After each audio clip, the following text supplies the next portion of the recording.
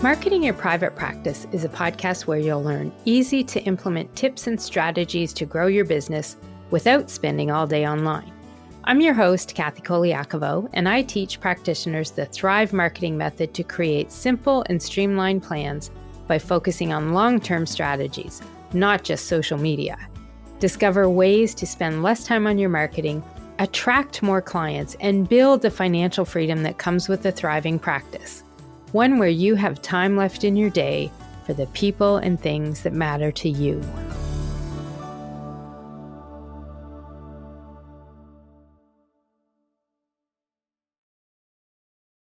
Hey, private practice heroes. Thanks for tuning into the podcast today. I'm your host, Kathy Colaiacovo, and today I want to talk a little bit about how you're booking discovery calls and consults in your business. These calls are almost always that first step to landing new clients.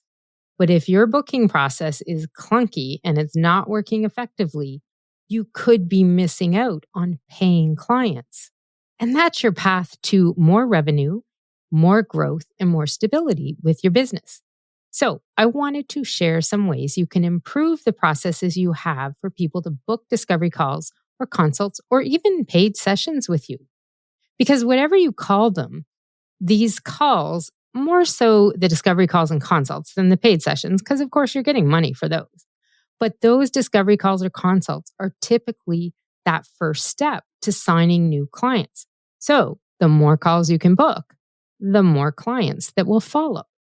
Booking consults is a topic we often talk about on coaching calls with my Thrive Marketing Academy members. Because it is that path to new clients, and they are always looking for ways to improve the process. It's also been very popular on the free marketing reviews I offer through my podcast, because getting these consults booked can be very challenging.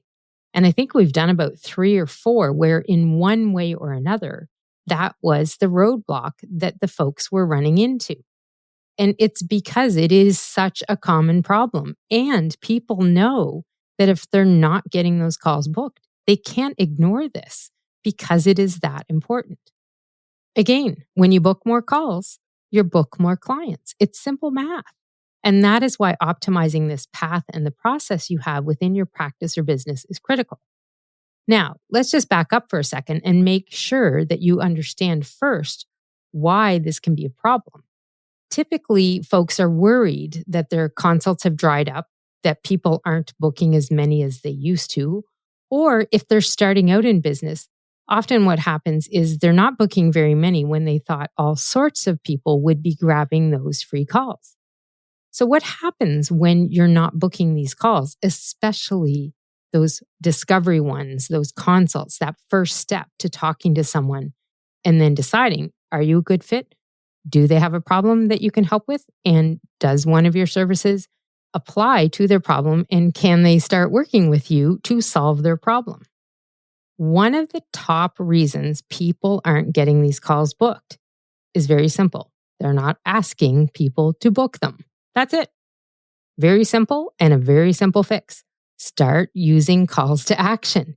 You have to tell people that you offer these free calls. You have to be sharing links where they can go and book a call or reach out to you in one way or another to get that call booked. And that really and truly is the top reason most people aren't getting the calls booked. You write a blog, there's no call to action that says book a call if you want help. You send out a newsletter, there's no offer to book a free call if they want to take another step. You put stuff on social media, nothing. You have to ask people to book these calls if you want to get them booked. Now, the other main reason that people aren't getting calls booked is often the process and the setup to book those calls. That is typically causing a problem. And most of these setups for booking calls I find are done in one of 2 ways. You either have a manual booking setup and you tell people to email you and you find a time in your schedule that works for both parties. The problem with this is it tends to take a lot of back and forth emails. And this is why booking systems like Calendly and Acuity and Simple Practice and Dubsado, all sorts of ones out there exist to make it easy for people to book these calls without the back and forth of the email. Because honestly, if you go back and forth too much, sometimes you could lose that person before you actually get to a place where you come across a time that works for both of you. It can be really frustrating. It can delay things a lot. It can be an absolute waste of time for both parties. And that's never a first impression you want to leave with a potential client. So if you are doing manual booking, I really want you to think about, is there a system out there that you could use that would allow you to connect it to your calendar and make things so that people could click a button and get into an open and free spot, that's important, on your calendar.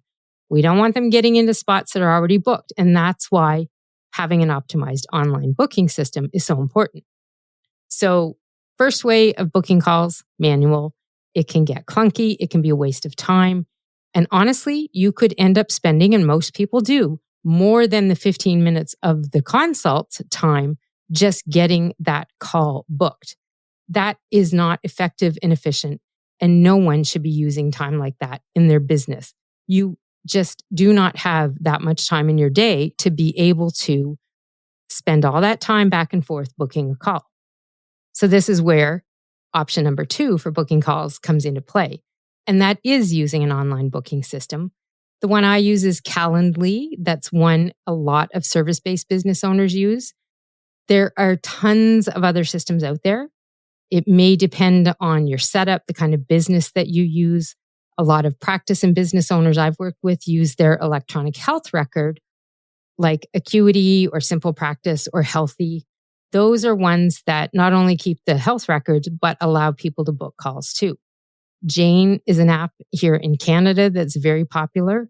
And then there are service-based businesses that use a lot of systems like Dubsado, Honeybook, and of course, my favorite, and a lot of people do use it out there, which is Calendly.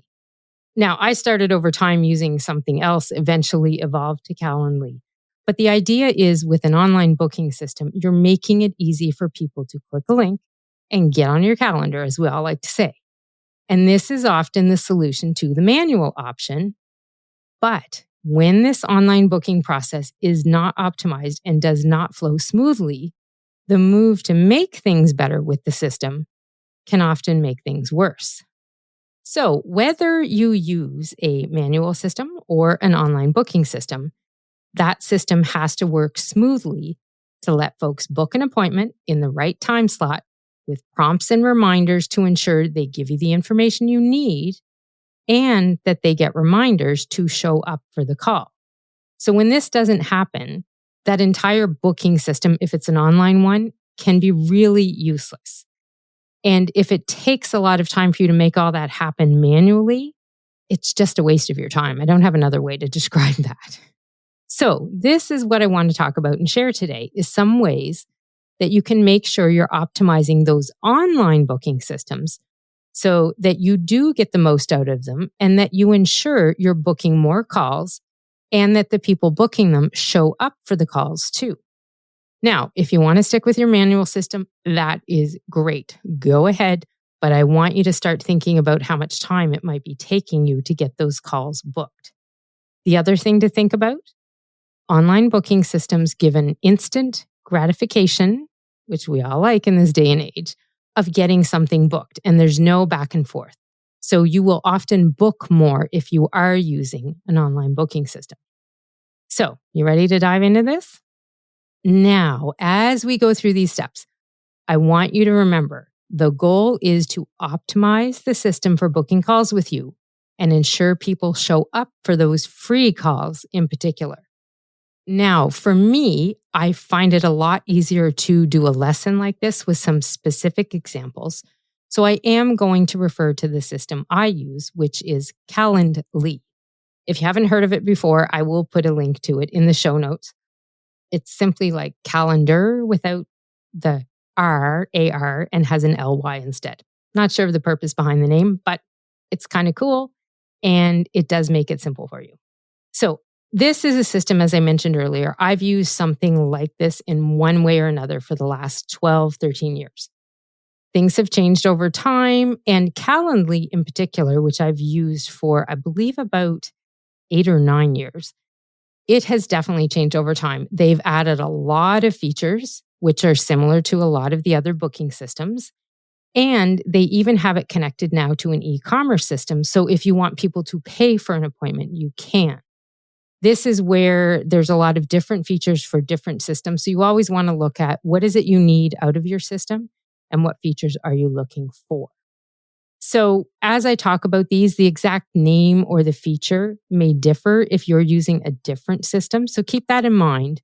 But for the most part, we're looking at what will those features do and how are they going to help you. Now, as with most decisions to use a tool or a system in your business, you always have that first big question to overcome. Do you get a free account? Do you get a paid account? And like most systems, Calendly does offer a free version, but it is limited, as with all free systems for the most part. And it's limited in what you can do with it. So for me, the paid version offers lots of added benefits. In particular, the big kicker for me is the option to have different types of events, different times, different reminder messages, all of that. So I do use the paid version. It's about a $10 monthly fee, I think, if I recall what it is. And again, the way I always look at fees like this, number one, it's a business expense. Number two, if you add up, let's say it is $10 even a month, $120 a year, it is going to save you so much more time than $120 worth of your time every year. It'll probably save you that every month. So for me, that's where the paid fee is almost always worth paying for. For me, I have several types of events, is what we call them in Calendly. So I have my free call. I have a couple different one-on-one sessions that I offer Thrive Marketing Academy members. They're different timing and different purposes, so they're different events. I have a couple longer sessions people who work with me privately can book. And then I have Thrive Discovery Call sessions, which are specific ones that I use when I launch the academy, and I often have more open times for those.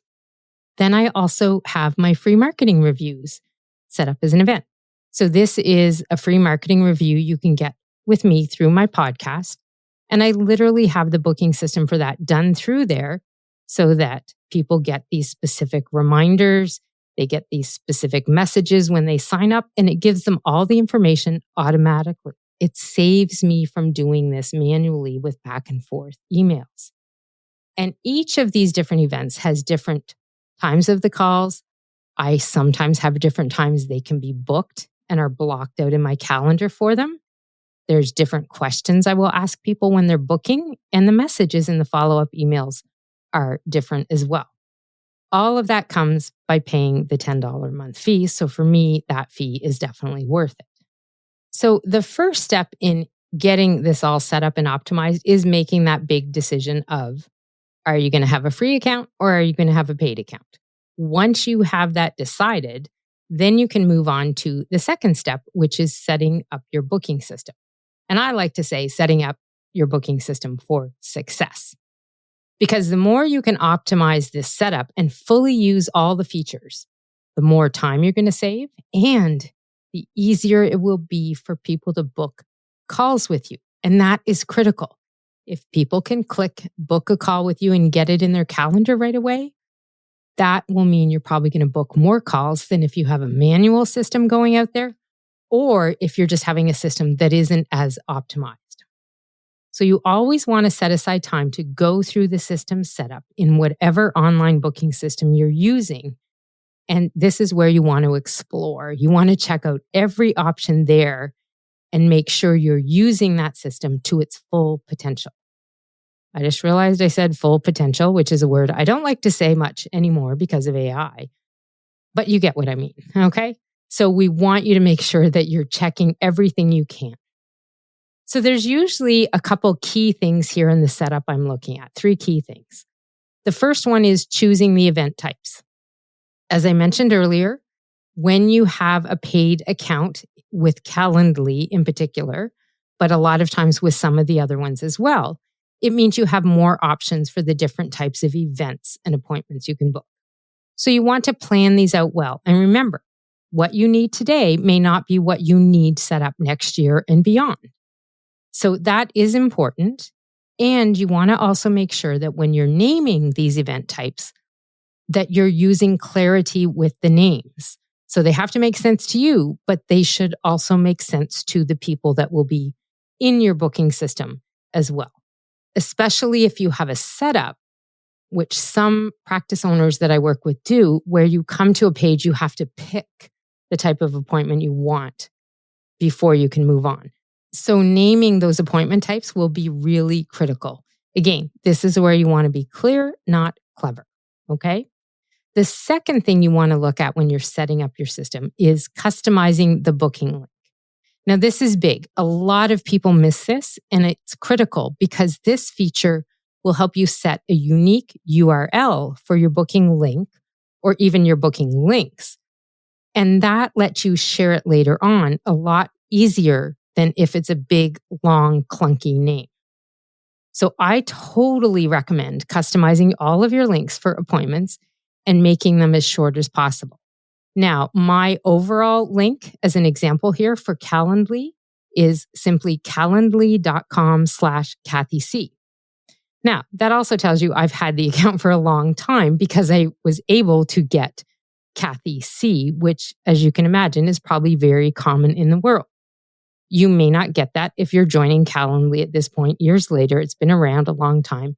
And a lot of other people have picked their URL and their custom booking link. So be creative, but keep it short and kind of keep it on brand as well. I think that's important too. If I were opening it today and the option for Kathy C was not there, I probably would pick something like Pepper It Marketing. It's a little longer, but again, it's recognizable as me. So you want to customize that booking link and make sure that it kind of reflects your brand, your business. Keep it short, but just keep it simple too. And it's a lot better than a long, convoluted combination of numbers and letters. So that's what we don't want to see.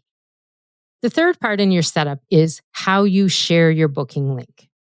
So when you share the links, it's important to make sure that if you have different types of events or calendars or appointments you can send people to, that you're sharing those unique links here as well. So in Calendly in particular, you can actually have a separate link to each type of event. So if you go to my main Kathy C one, you'll see the public types of options I have for booking with me. Now, I don't typically send people there. I send them to Kathy C/consult, or maybe it's /Thrive for those Thrive discovery calls, or it's /review for the booking, the marketing review through the podcast. So you would click calendly.com/Kathy C/consult. And it's just very simple. It's easy to remember. If I have to tell somebody on the spot, maybe I'm networking with them and I don't have an instant to go online and grab a copy of the URL and share it with them, I can at least say it to them because I remember what it is. That's why naming the links and customizing them is so important. And here's the most important thing about sharing your booking links. When you're sharing it to someone, always send people to the specific booking link they need for the type of appointment they're going to book with you. Now, you will probably have the options where sometimes you might want to send them to the overall. But if you have more than one, you should have a document where you save those special links for the different events and you know what they are when you share them. So the other thing that you have to do in sharing the booking link, and this comes into play more so on a website than it will anywhere else, is you need to use clarity with the calls to action where you tell people to book the calls. So this is a mistake I see all the time. People will say, book a discovery call. And when they click the link to the page, it says, oh, book a strategy session. Or it says, book an integrity call or an insight call. That confuses people. You want to make sure that whatever you say is the call to action, it matches what the information is showing on that booking link where you've sent them. You have to match those CTAs to the type of event they can book. It is critical for not confusing people, which is if they get there, they're confused, they may not book at all, and then you'll lose that. So those are the three main parts of setting up your booking system for success. As we move into the next one, that's where we're talking about integration and automation. So this is the third way that you can optimize your online booking system. The more automation you can set up, the more you will save time for yourself doing anything manually with booking calls. And some of these automations are awesome and amazing. They are really easy to set up in the most part. And in particular, this automation is what is going to help all of this happen without involving you sending any emails or calling people or replying back and forth. So this aspect, integration and automation, is all about saving you time. And there's 4 main areas to focus on. The first thing that you want to do is you want to connect your online booking system to your main calendar. And your main calendar is where you book all of your appointments and run your daily plans and schedule. If you don't do this, everything will be a waste of time, if you ask me. Doing this ensures that when people book online in your system, it blocks that time off in your calendar. And it also means that when you have an appointment booked in your calendar, that people cannot go online and book into that time slot. This can take a little organizing and setup at first, but it is huge in making all of this run 24/7 by itself without needing you to intervene. So that's the first thing that you want to integrate and automate.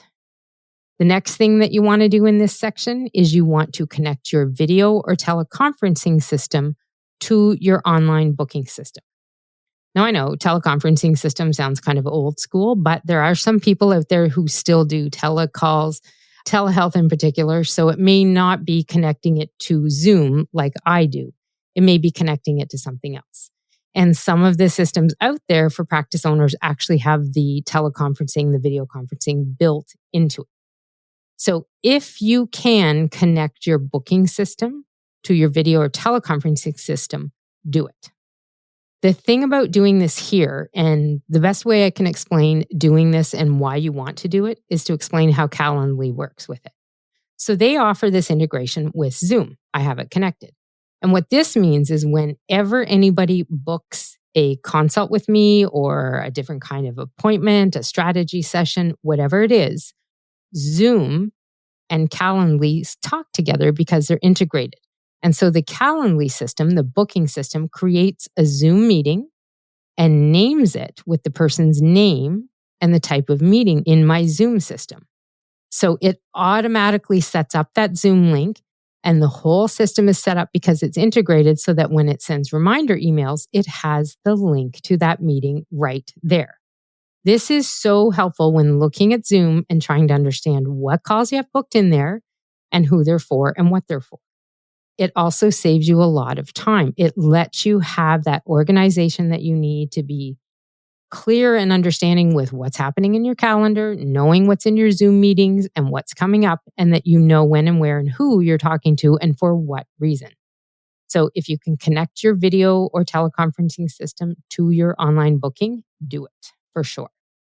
Then you want to make sure that if you're using an email system, I honestly don't know if this works in Outlook or Mac Mail for those of you Mac users, but I know in Google and Gmail, there is a way to connect my Calendly system in there. And doing that means there's a little toolbar, a little feature, an extension, whatever you want to call it, in my email system for Calendly.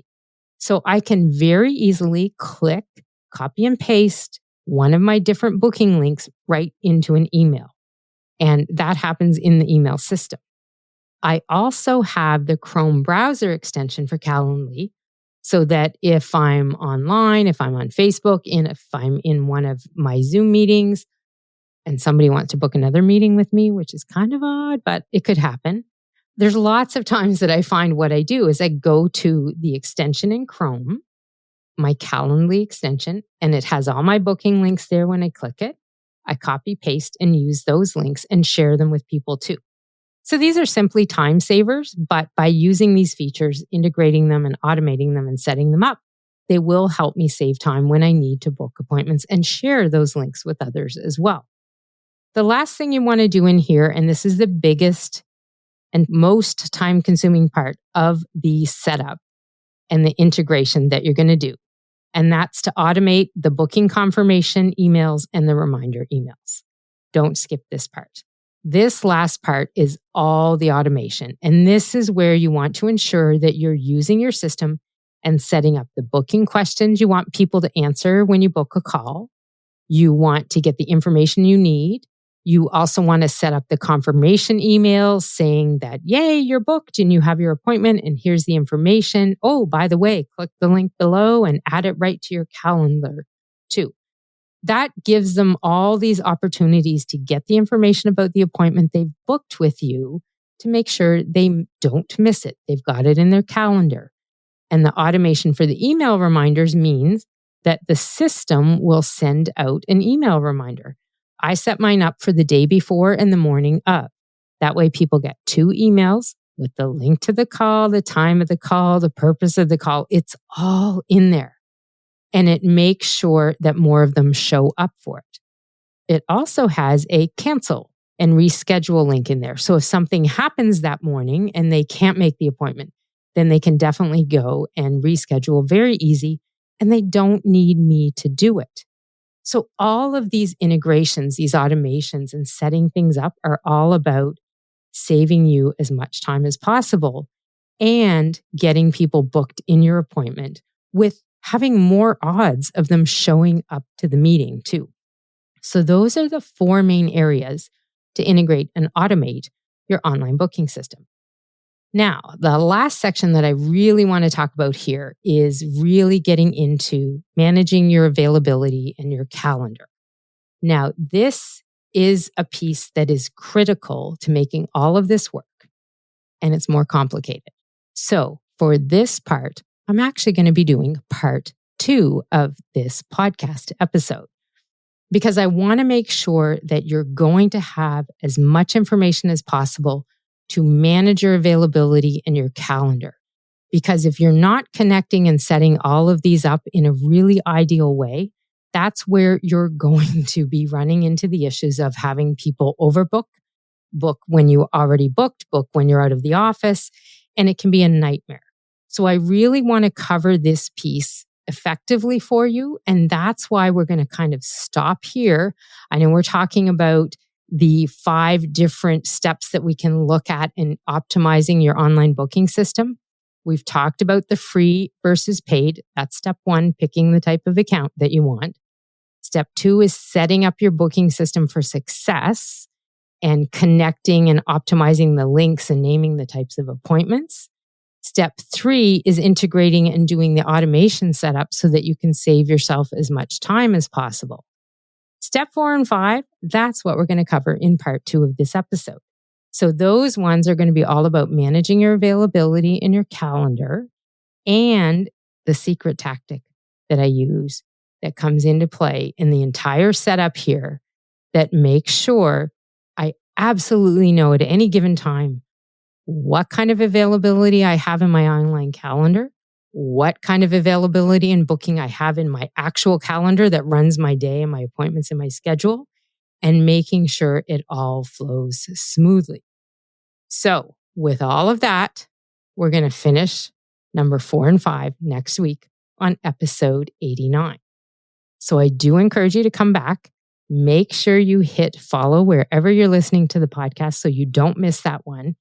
And it is also going to come with a video, because when I do the managing availability and connecting your calendar and planning it out and setting it all up, I can definitely tell you the 5 ways that you can manage your availability. But when I show you by a follow along video, which is what I've got planned to go along with the podcast next week on that second part of the episode, that's going to help you see a lot more visually how to make all of this work.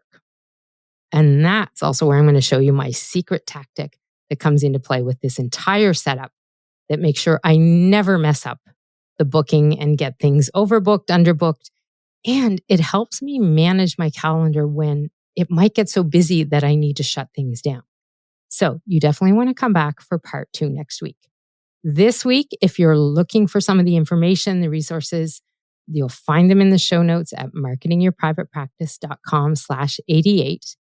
And that is the start to sharing today the first 3 parts of those 5 ways to optimize your online booking system so that you can book more clients because you're booking more consults and discovery calls. And that is one of the key ways that you're going to thrive in practice. You're going to get there when you can get more people very easily, very quick, simple, without any way to mess it up, getting booked to do a consult with you so that you can talk to them about working with them and how you can help them. So that is what we wanted to cover today. The first 3 steps, giving you a quick recap, deciding on the type of account that you want, setting up the booking system basics for the links and getting that set up, integrating and automating. And next time we'll cover part 4 and 5 so that you can get this all set up, automated so easy that you just absolutely are not putting any time into getting these calls booked, other than making sure you're not missing out on the top mistake here, which we talked about at the beginning, which is you've got to tell people they can book these calls with you and talk to you.